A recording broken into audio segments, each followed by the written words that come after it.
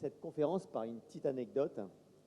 Il y a quelques mois, j'ai eu la chance de participer, grâce à l'invitation de Mathieu, ici présent, à la Paris Blockchain Week. C'était il y a quelques mois. Et à la vue de l'ensemble des acteurs présents, venus du monde entier, représentant tous les secteurs d'activité de notre société, avec des cas concrets, opérationnels, j'ai eu un flash.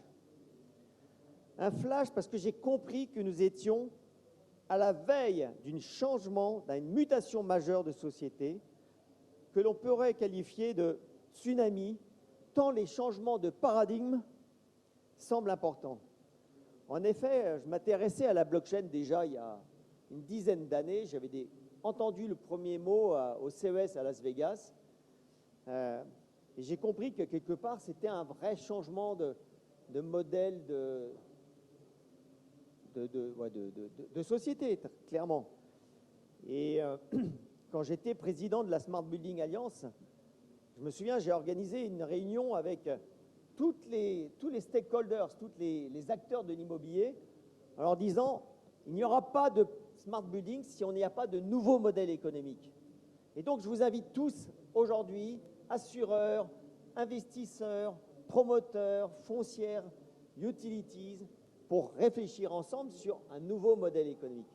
Et clairement, chacun tirait dans son sens. Et à la fin de l'après-midi, on était dans une impasse parce que chacun défendait son précaré. Et j'ai lâché le mot, j'ai dit, mais attendez, si demain on trouve un modèle qui permette que vous tous, vous soyez tous incités au résultat, à la performance du bâtiment, et qu'il y ait un contrat qui vous associe tous, est-ce que ça peut marcher? Mais ils m'ont dit, mais il n'y a pas la technologie qui existe. Et j'ai dit, mais je pense qu'avec la blockchain, ça pourrait marcher. Parce que ça va tracer les contributions de chacun et le résultat global.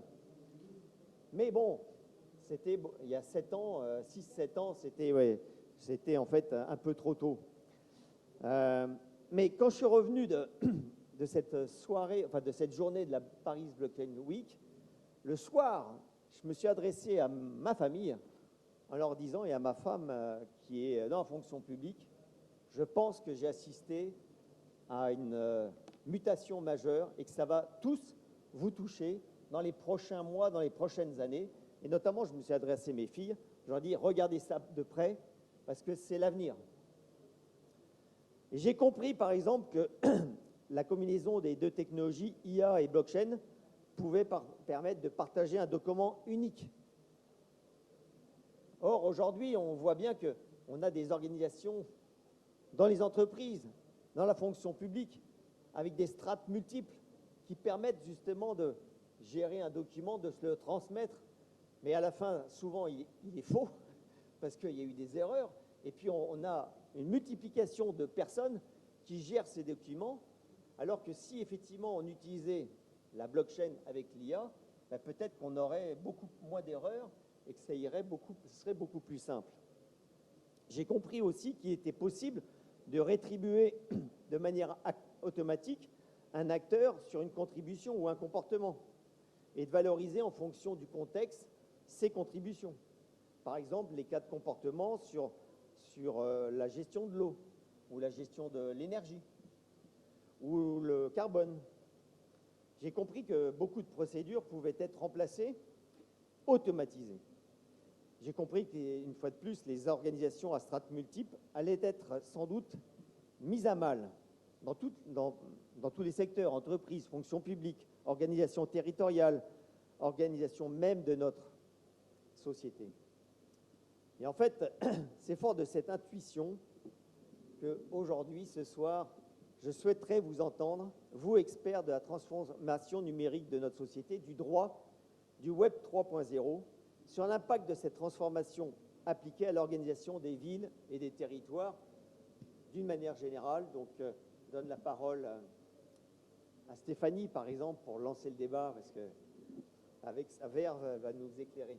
Et peut-être que je peux poser la première question que tu voulais poser, c'était de savoir si nous-mêmes, chacun avec nos angles de vue, on était convaincus qu'avec cette blockchain et cette IA, on vivait quelque chose de très transformationnel et de donner des exemples. Et du coup, moi, je ne suis pas une spécialiste de la ville et des territoires, mais l'angle par lequel je suis rentrée dans cette technologie, c'était l'angle de mon expertise qui était la monnaie et la banque.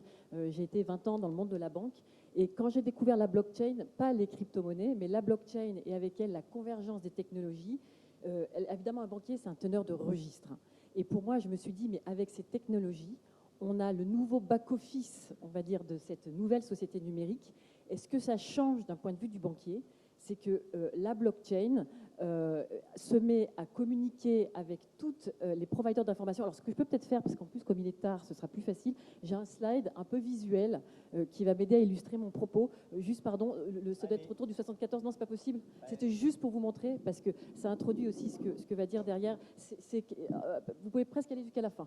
À la fin, ça va aller vite. Mais je vais revenir en avant. En avant. Parce que ça illustre aussi avant.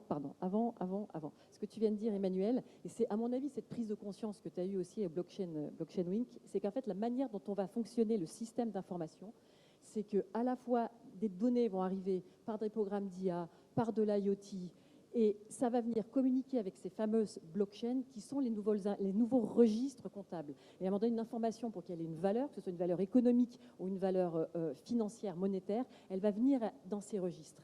Et moi, en tant que banquier, ce que je me suis dit d'un point de vue organisationnel, jusqu'à présent, les banques, elles étaient sur des systèmes séparés de l'information économique. On avait des ERP, tout le monde dans les entreprises ou les villes, ou voilà, les villes, le registre des identités, enfin tout est tenu voilà, dans un certain nombre d'institutions. Et puis de l'autre côté, il y avait les banques qui géraient essentiellement des chiffres. Et là, on a une convergence du chiffre et de sa chaîne de valeur économique. Ça, en termes d'organisation pour une banque, ça veut dire c'est une révolution, c'est un virage à 180. C'est pour ça que moi j'ai quitté les banques il y a quelques années. Je reste un banquier dans l'âme, mais en revanche, en termes organisationnels, ça va tout changer. Et en fait, ça va. Juste avant, tu mentionnais voilà, les juristes qui sont en train de se poser la question aussi de la personne morale. Même les entreprises vont changer parce que tout ce flux d'informations va connecter. Et en fait, on passe. En fait, tu le dis souvent, une rupture civilisationnelle, c'est un changement d'espace-temps. 5000 ans, on a fait terre, mer, air. Là, on fait terre, mer, air, cyber. Et ça change tout. On est sur le temps réel, le sur-mesure à la demande. Et on peut réconcilier les ressources et les besoins. Et là, on peut rentrer vraiment dans une logique économique complètement différente que, par exemple, Mathieu, dans Magma, tu exploites complètement. Mais donc, oui, c'est même plus qu'une intuition, au-delà du fait que toutes les banques vont passer sur la blockchain avec les monnaies digitales de banque centrale. Mais ça va plus loin que ça. C'est vraiment une transformation extrêmement profonde de tout le système d'information. Mais un mot qui est important, tu l'as dit, effectivement, c'est la notion de registre, effectivement. Exactement. Voilà. Mathieu? Oui, en fait, la blockchain, c'est une technologie qui permet de faire avancer le web dans le sens où ça permet d'enregistrer l'information d'une manière décentralisée, contrairement à ce qu'on a connu auparavant. Donc, le Web 1, pour faire un résumé des différentes formes de web, le Web 1, c'était la possibilité d'envoyer des emails et des images, d'avoir un site Internet. Okay, donc, et les données étaient centralisées dans des serveurs personnels des entreprises. Le Web 2 sont les plateformes qui se sont mises en place et qui se sont appropriées les données des utilisateurs et qui ont fait un business autour de la donnée des utilisateurs. Donc là, on a eu encore plus une grande centralisation des données, ce qui a créé les fameux GAFAM, qui donc ont pris énormément de poids, puisqu'aujourd'hui, elles exploitent nos données et elles en vivent. Et le Web 3, c'est la dernière itération du Web qui utilise la technologie du blockchain et qui mettent le fournisseur de la donnée et l'utilisateur au centre de la relation économique.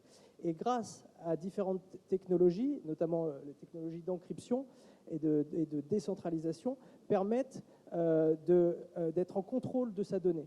Donc on va passer d'un système centralisé où les sociétés sont en contrôle complet des données des utilisateurs à un système où les utilisateurs deviennent propriétaires de leurs données et aussi propriétaires de l'infrastructure. Quand vous possédez du Bitcoin, vous êtes propriétaire, d'une certaine manière, de l'infrastructure Bitcoin. C'est un peu comme si vous achetiez des produits Apple uniquement avec les actions Apple. Donc quand vous êtes dans le monde du Web 3, vous possédez l'infrastructure. Et c'est là où est l'opportunité. Et aussi notamment donc, dans les villes, si on doit faire le parallèle avec les villes. Pourquoi c'est important? Parce que les villes sont confrontées à de tels défis.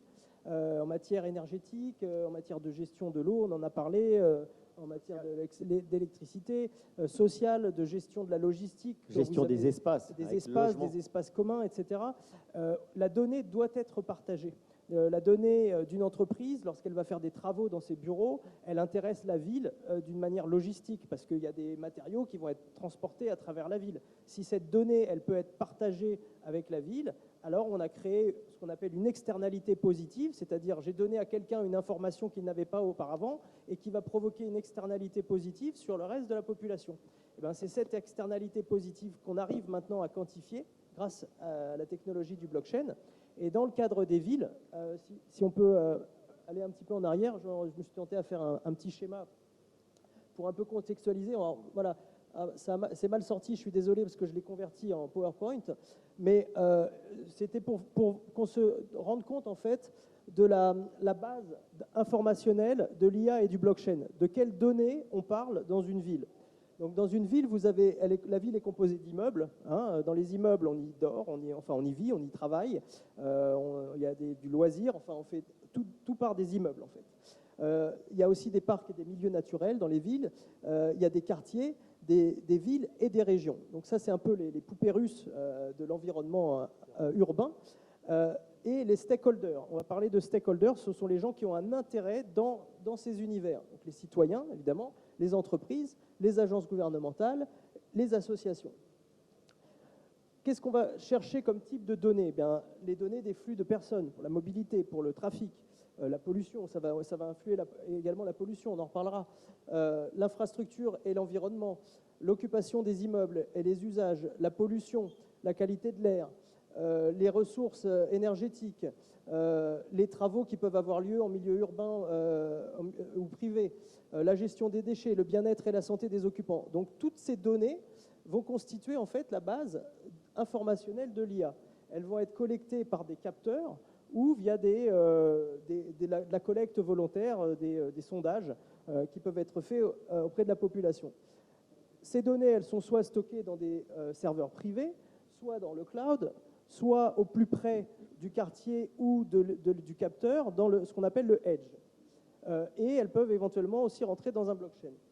Donc, tout ça, c'est la base en fait sur laquelle va s'appuyer l'intelligence artificielle pour fonctionner. Il faut évidemment que cette donnée, elle soit nettoyée avant que l'intelligence artificielle s'applique sur de la donnée. Il faut être sûr de son intégrité. Il faut être sûr que c'est une donnée bien réelle qui a été éventuellement validée par un protocole de validation avant, parce que sinon c'est très dangereux. Vous allez balancer votre intelligence artificielle dans le cloud et vous ne savez pas sur quoi elle va fonctionner pour vous prendre une décision. Et puis si c'est de l'IA régénérative, elle va même se baser sur ses propres décisions. Comme disait Casey tout à l'heure, elle va peut-être halluciner et fournir des raisonnements qui sont complètement sortis de la réalité. Donc c'est important qu'il y ait une couche de vérification de cette donnée. Et ensuite, elle va devoir être visualisée pour pouvoir être analysée et puis ensuite mis dans des moteurs de machine learning pour pouvoir prendre des décisions et retourner dans le milieu urbain pour pouvoir créer une boucle vertueuse. Donc c'est très important que le blockchain et l'intelligence artificielle fonctionnent ensemble parce que le blockchain est une technologie de confiance. Ça donne la confiance dans la donnée puisque on va mettre en place des protocoles de validation. La donnée est encryptée, elle est horodatée, et une fois qu'elle rentre dans une chaîne de blocs, elle devient immuable. C'est-à-dire qu'on ne peut plus la trafiquer. Il ne peut pas y avoir un organe demain de censure qui vient changer cette donnée, qui dit non, ça ne s'est pas produit, ou autre chose s'est produit. Une fois qu'elle est enregistrée, elle devient immuable. Donc c'est très important que les deux fonctionnent en tandem. Voilà, donc je voulais un peu... Merci, parce qu'il faut on va avancer un petit peu. Mais ça permet de clarifier les choses et d'avoir une vision un peu plus précise. Sabine. Alors, oui, je voulais préciser quand même quelque chose sur la confiance, la technologie confiance de la blockchain, puisque en tant que directrice du conseil scientifique de Logon, qui est une blockchain qui a vocation à valider en fait par des tiers de confiance, des vrais tiers, des vraies personnes qui vont valider, parce que si vous mettez une bêtise dans un coffre-fort, dans le coffre-fort, il restera la bêtise. En revanche, si vous avez validé le cadre économique et légal à l'intérieur, au plus près de la transaction, au plus près du nœud de la blockchain, à ce moment-là par des tiers de confiance. On a une chaîne de responsabilité qui se met en place. Et donc là, on a évidemment, des données structurées. On est win-win, on a des données structurées et on a une blockchain avec l'humain dans la loupe. Tout ça pour structurer aussi nos droits. Donc c'est un tiers de confiance humain qui valide les données qui vont être ensuite intégrées dans la blockchain. Dans la blockchain. C'est Voilà, ça, Logan. Exactement. Alors, il n'est pas d'accord, notre ami de côté. Alors là, on a une controverse qui arrive. Vas-y, mais je pense que vous n'êtes peut-être pas assez parlé avant, peut-être. On s'est un peu parlé avant. Nous, on travaille sur la confiance. Et en fait, ce n'est pas la blockchain, effectivement, en elle-même qui garantit la confiance, puisque en amont, avant l'écriture, comme tu le dis tout à fait, eh bien, il peut y avoir des fraudeurs Donc qui on vont... est d'accord, en fait. Voilà. Là où on n'est pas d'accord, mais alors Bonne pas nouvelle. du tout, c'est que l'homme ne sera pas capable de suivre le rythme et la complexité qui... Ah ben ça, c'était ma question. Parce que, Donc, effectivement, en fait, la solution de madame, ça ne marche pas du tout. Hein. Ah bon? Il n'y a absolument pas de problème. Donc, comment allons-nous faire Je crois que ça va mal finir. J'espère. Non, il faut comprendre qu'effectivement, ce que l'on va arriver à stocker, ce sont des volumes qui sont gigantesques. Oui. L'homme n'est plus capable, en fait, de gérer ces volumes-là tout seul. Alors, est-ce qu'avec l'aide de l'IA, on arrivera à faire une forme de validation et de choses comme ça? Oui, peut-être, mais à une condition, il faudrait que tout le processus de validation soit avec une forme de transparence, où de nouveau l'homme intervient, mais pas directement le plus proche possible de la blockchain, mais surtout le process pour être certain qu'effectivement, il y a En fait, une forme de validation, mais qui n'est pas que l'homme. Non, mais c'est ce qu'on a dit ce matin en ouverture de la déclaration et de responsabilité de l'humain, c'est qu'il y a le principe de subjectivité, c'est-à-dire qu'il y ait une certaine ouverture des algorithmes et l'intentionnalité des algorithmes. Après, c'est sûr que... Voilà, Cette notion d'intention, on en parle très très peu encore aujourd'hui, et pas assez, et on n'en parle pas encore assez dans ChatGPT.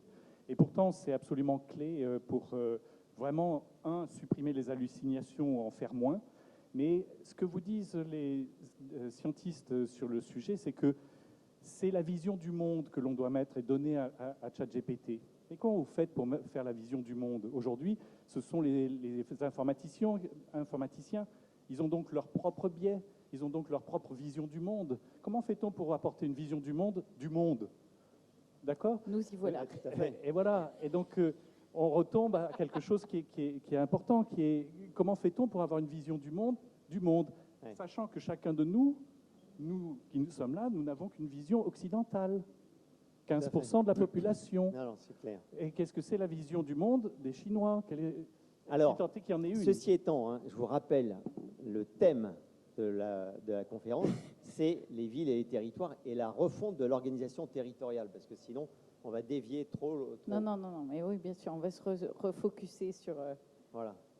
Donc...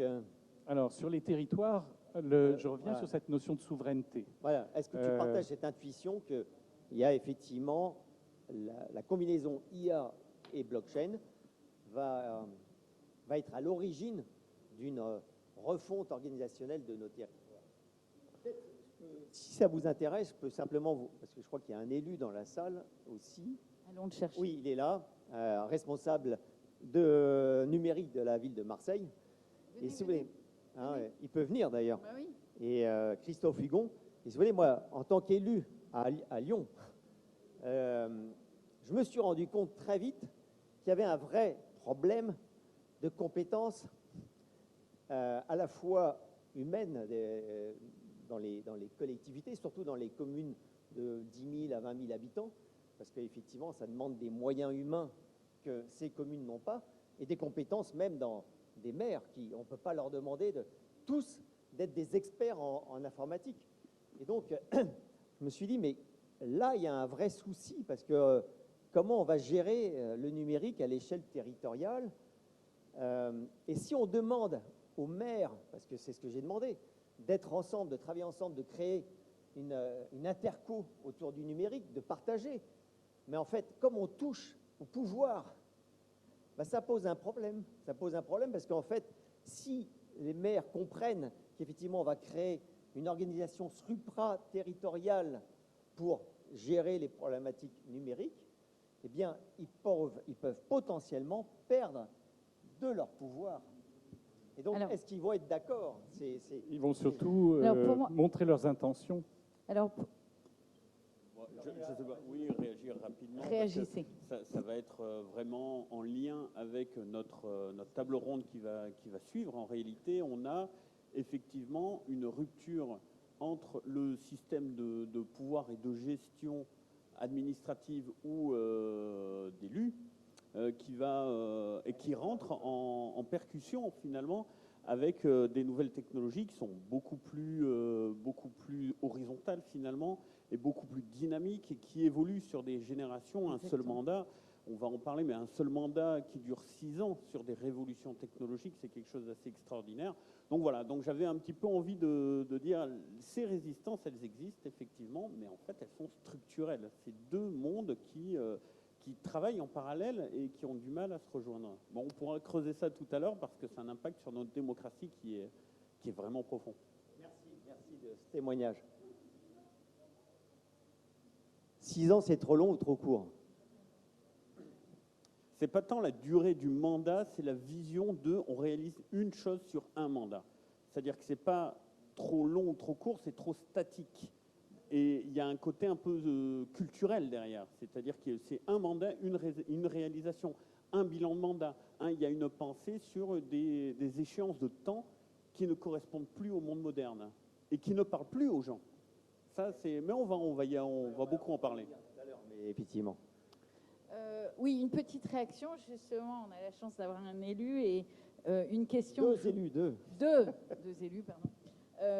Une question, je pense que est-ce que c'est incompatible d'avoir finalement un pouvoir centralisé que vous avez et de développer éventuellement des initiatives de communs numériques ou de communs qui soient agrégés pour votre commune, pour votre territoire, et qu'il puisse y avoir la possibilité d'initiatives pour gérer par exemple l'eau, l'électricité, etc. et des modes hybrides un peu innovants? Alors, c'est très très intéressant parce que c'est une question qu'on ne se pose pas seulement dans l'univers du public, en réalité. Lorsqu'on prend de très grandes entreprises, qui travaillent dans le numérique et qui sont avancées là-dessus, eh bien, il y a finalement une sorte de mix qui se met en place. Il y a des méthodes, on pense par exemple à la méthode agile qui est en rupture avec la hiérarchie finalement, même si on a des chaînes de responsabilité. Ça, c'est intéressant. La chaîne de responsabilité, de hiérarchie, comment est-ce que ça fonctionne? D'ailleurs, le rapport administration-élu, il y a aussi un rapport qui est plus de responsabilité que de hiérarchie. Et donc, et même dans ces grandes entreprises, on a de grandes difficultés. On a une très grande entreprise récemment qui a vu débarquer une sorte de leader un peu excentrique qui essaie de prendre tout en main et de soudainement mettre quelque chose d'extrêmement vertical dans un système qui fonctionnait, on va dire, assez horizontalement, on va dire, au moins culturellement. Et là, on voit aussi une percussion. C'est réellement une vraie question. Alors, opinion personnelle, personnellement, je pense qu'effectivement, structurellement, on a quelque chose qui ne peut plus fonctionner aujourd'hui et qu'en réalité, cette chaîne de hiérarchie et de responsabilité n'est plus à jour. On fonctionne sur un système, ne serait-ce qu'électoral, uninominal, qui correspond à une époque où tout le monde ne savait pas lire et ni compter, mais tout le monde, la volonté, c'était que tout le monde participe. Et donc, le seul système, même si à l'époque, on savait déjà qu'il était imparfait, qu'on a choisi, c'est celui-ci, celui qui peut être compris par le plus grand nombre. Et c'est assez important. Aujourd'hui qu'on a évolué, aujourd'hui qu'on a on a tous des téléphones, on a tous été à l'école avec plus ou moins de succès, peu importe. Donc on est dans un autre système. La question se pose, est-ce qu'on continue d'avoir un système par mandat, très hiérarchique, ou est-ce qu'on réfléchit à quelque chose, des mécaniques qui sont plus dynamiques, plus fluides? Hybride. Il y a des théories qui existent autour de la démocratie fluide, notamment, et des délégations dynamiques qui sont très, très intéressantes. Je vous invite à vous renseigner. Il existe des organismes qui se basent là-dessus. Je crois qu'il y a l'association Debian, qui est un développeur de systèmes d'exploitation, mais aussi des partis, notamment le Parti Pirate. C'est assez intéressant parce que ça fait des années qu'on travaille là avec ça. Merci. Merci. On va rediscuter de ça après. Merci Christophe. Parce Ce qui est important, c'est de comprendre que la blockchain va aider à établir des nouveaux écosystèmes sur des sujets qui sont très transverses, comme l'eau, comme le climat, comme la pollution, comme des choses comme ça. Et donc, ça va peut-être, et c'est là que pour moi que ça change profondément, pour répondre à ta question, Emmanuel, oui, c'est un moyen qui va nous aider à construire probablement des nouveaux écosystèmes, à la condition que tu as dit tout à l'heure, que tout le monde y voit de la valeur. Oui, c'est ça, c'est clair. Alors, ça introduit là, un petit peu la deuxième question aussi, mais on va essayer de répondre rapidement. C'est qu'on voit que la donnée est au cœur de la transformation et sa gouvernance est au cœur même de la gouvernance de notre société, alors que notre modèle de société est plutôt jacobin. Pensez-vous que ce modèle puisse s'appliquer à celui de la gouvernance des données publiques et privées? Et comment veiller à une neutralité et une indépendance pérenne dans le temps? Parce qu'effectivement, on peut très bien dire, je ne sais pas, moi je dis n'importe quoi, mais moi, région d'Île-de-France, je suis le tiers de confiance des données. Mais imaginez que demain, la région Île-de-France, comme on l'a dit ce matin, change de pouvoir politique, que ça soit un pouvoir autocratique, autoritaire. C'est-à-dire que toutes les données des Franciliens seraient dans les mains d'une organisation politique qui n'a que faire de la liberté individuelle. Donc, est-ce que justement, il faut s'interroger sur ce sujet et comment impliquer au mieux les différents acteurs concernés, à commencer par les citoyens? Alors, c'est une grande question, mais répondez s'il vous plaît en 2-3 minutes. Alors, une petite idée sur cette question, notamment sur le fait qu'on puisse considérer éventuellement les données comme des communs et dire que finalement, on va s'attacher à la robustesse de ces communs qui va dépendre finalement de la possibilité pour les communs de garder leur autonomie. Et elles vont garder leur autonomie si on a un système décentralisé avec une blockchain qui garantit des droits. Et c'est encore Logan. Mais ça veut dire qu'on a une organisation neutre, Absolument. indépendante souveraine. à la fois des citoyens uniquement, de l'État uniquement, des entreprises uniquement. Absolument. Qu'est-ce que tu en penses? Alors là, il n'est pas content du tout. Le problème aujourd'hui, c'est qu'on voit la donnée comme étant deux choses. Un, elle est unique, entre guillemets, et deux, elle n'a qu'un usage unique. En réalité, la donnée, elle dit plein de choses, dans différents contextes, pour différentes choses, etc. Or, il est impossible de prévoir tous les usages possibles et imaginables de la donnée à l'avance.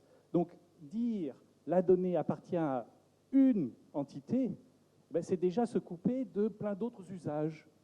Et donc, j'ai dit que la manière de gérer ces données, en les considérant comme des communs, pouvait garantir une certaine autonomie pour permettre à l'autorité publique de pas aller sur les plates-bandes finalement de cette autonomie. Excusez-moi pour les auditoires, parce qu'en fait, c'est intéressant, mais si vous preniez des exemples très concrets, tout le monde comprendrait. Si vous parlez d'une donnée énergétique, par exemple, avec une communauté locale d'énergie, là, c'est clair que les gens... Là aussi, j'ai tenté un petit schéma pour montrer en fait l'interdépendance des données. Donc, il y a plusieurs échelles dans une ville. Il y a l'échelle humaine, c'est les citoyens. L'échelle urbaine, c'est la circulation et l'environnement urbain. Et l'échelle industrielle, c'est les entreprises qui composent le paysage urbain. Et toutes ces échelles, en fait, elles vont à un moment donné communiquer parce qu'elles ont les mêmes besoins. Elles utilisent de l'eau, elles utilisent de l'énergie.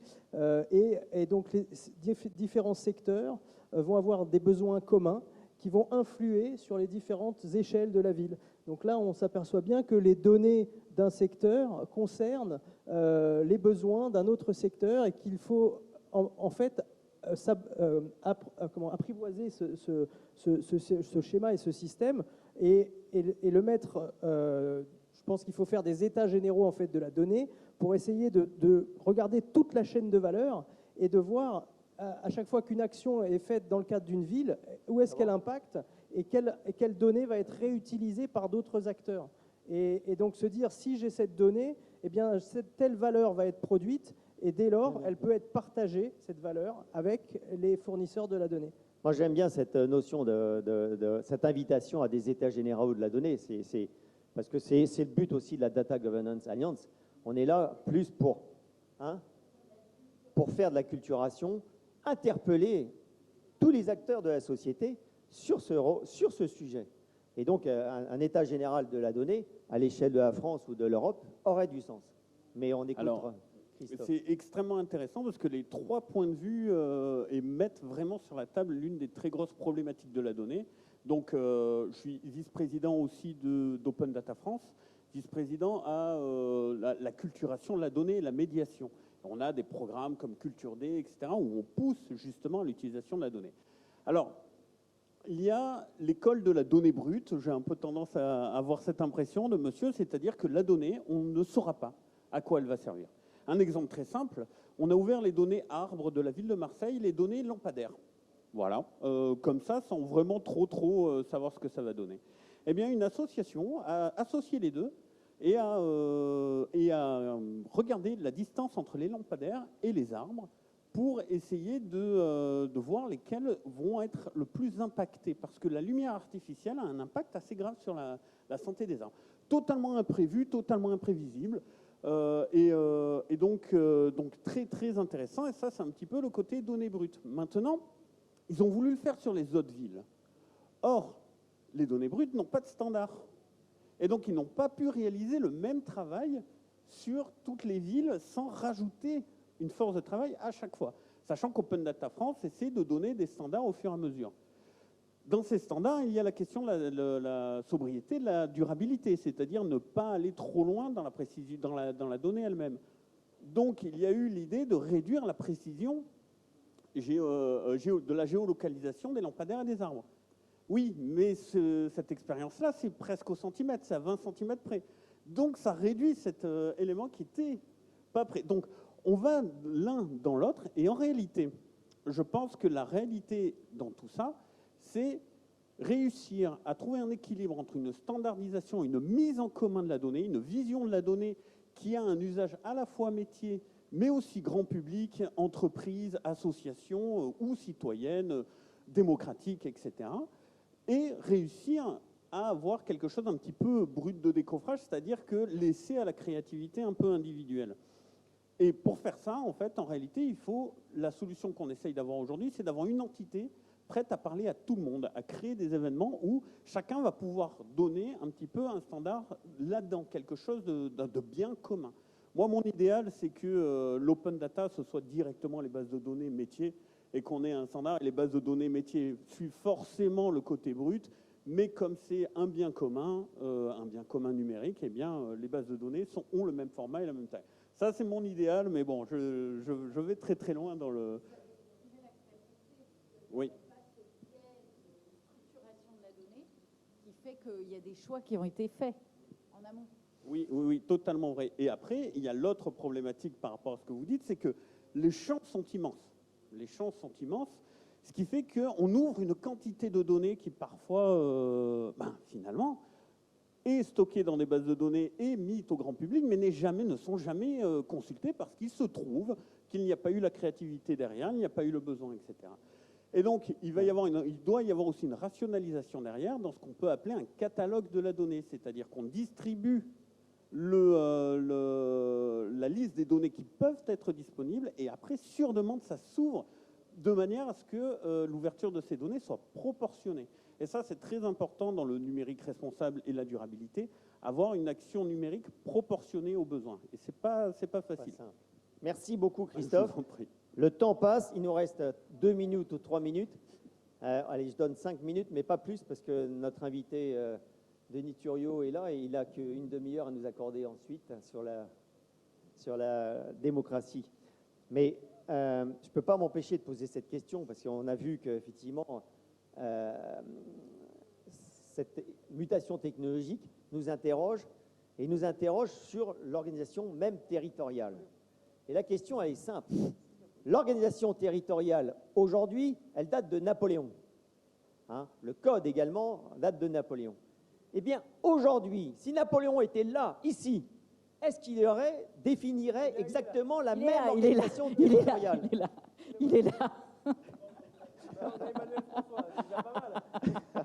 Bon, Allez, Emmanuel vous me faites Napoléon, rire, si vous me tu faites nous rire. entends. Mais s'il était là, effectivement, est-ce qu'il définirait, il y aurait la même organisation territoriale? Si oui, bah écoutez, on la garde. Sinon, si on pense qu'effectivement, c'est plus du tout adapté, si le costume n'est plus adapté et trop étriqué, eh bien, qu'est-ce qu'on fait? Stéphanie. Je tente. Alors, sauf s'il est sous coke et qu'il a vécu 200 ans dans un je sais pas quoi, harem, ashram fort. ou une cave. Pardon. Transhumaniste. Juste, je vais vous le faire en Napoléon pour les blondes. Juste deux trucs après. Normalement, il aura pris des cours d'informatique. Et Napoléon, il saura qu'on est une ville, un territoire, une banque. Si je peux vous demander de descendre, pardon, juste, bon, tant pis. C'était ce fameux schéma, j'espère que vous connaissez, de la centralisation, la décentralisation et la distribution. Si on pouvait le montrer, pardon, c'est vraiment... Le schéma. C'est Napoléon, comment il fait déjà Napoléon. Juste, si je vous vois pouvez qu'il y a des gens descendre qui deux hésitent slides, juste deux à slides, rentrer. pardon. On parle de Napoléon, De Napoléon. à l'heure d'aujourd'hui. Après. Est-ce qu'il organiserait les Voilà. territoires Napoléon, tels qu'ils sont? non, remontez. Vous avez entendu? Juste, N'hésitez pas à venir. Bon, bref.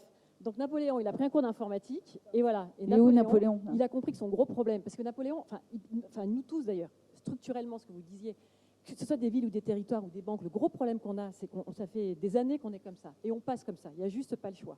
Donc comment on fait avec des données qui arrivent partout pour jouer notre rôle? Si je comprends bien, une ville, un territoire ou Napoléon, c'était des tiers de confiance, comme les banques. Voilà.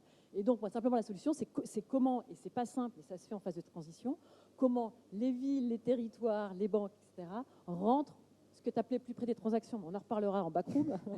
Voilà. Et je pense que Napoléon, bien sûr qu'il s'organiserait complètement différemment. La difficulté qu'on a, en fait, c'est qu'on ne s'est pas endormi 200 ans et que c'est vachement difficile de faire ce virage à 180. Il y On va a, le faire. juste pour alimenter ce qu'on vient de dire, c'est que la démarche de Napoléon, je pense qu'elle était aussi animée par la sécurité. Et aujourd'hui, la sécurité, on voit bien qu'elle n'est pas uniquement physique, mais elle est cyber. Voilà, donc je vous donne un petit... Et pour moi, pardon. Exactement, c'est la sécurité. En fait, on est sur des échelles variables. Et pour moi, aujourd'hui, être un élu, il doit être formé forcément à la géopolitique et au cyberpouvoir parce que il a des responsabilités pour protéger nos données, pour protéger. Et je pense qu'aujourd'hui, il faut acculturer. Alors vous êtes tout à fait acculturé, on a beaucoup de chance, mais je ne suis pas sûre que tous vos collègues élus le soient. Et il y a un vrai sujet d'états généraux, de l'éducation, du numérique et du cyber.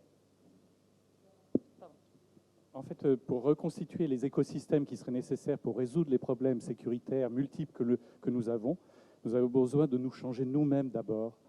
C'est ce que tu appelles la acculturation, mais ça va bien plus profondément que ça. Ça doit nous changer de l'intérieur pour être beaucoup plus perceptible des différents problèmes que nous avons. Un des problèmes du GIEC, c'est le problème de la perception de chacun de nous, des problèmes que le climat génère en nous. Et c'est aussi là que l'intelligence artificielle peut aider à nous faire percevoir beaucoup plus les problèmes auxquels nous avons à réagir. En collectif. En collectif et individuellement, Tout à fait, profondément, ouais. pour nous sécuriser personnellement. Je suis d'accord. OK. Et puis Ben, merci. On va boire. Pardon. Et Mathieu, pardon. non, je voulais juste dire qu'il faut qu'on mette en place des infrastructures qui soient agiles, c'est-à-dire qui puissent être capables de prendre des décisions sur des données qualifiées, c'est-à-dire qu'on ne soit pas obligé de se demander si on a en face de nous une donnée qui est vraie ou fausse. Et donc, on est dans un univers où il y a des enjeux qui arrivent sans cesse, et il faut être très agile dans un environnement de changement perpétuel. Et il ne faut pas être figé, en fait. Il faut pouvoir s'adapter à l'environnement, et c'est ça le plus important, je pense. Alors, tu as parlé d'infrastructure, mais c'est simplement pour introduire un tout petit peu le débat qui va suivre. Mais effectivement, ce matin, on a parlé de principe de subsidiarité.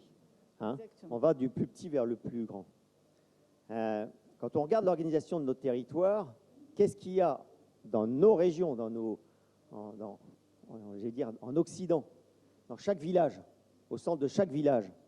Il y a quoi? Une église. Exactement. Et ça veut dire quoi, l'église en grec? Ça vient de quoi? L'agora. Ecclésia. Ecclésia, ça veut dire quoi? Ça veut dire assemblée citoyenne. C'est juste une introduction aux discussions de tout à l'heure, mais tu as parlé d'infrastructure, d'architecture. Ben, c'est vrai qu'il faut qu'on s'interroge.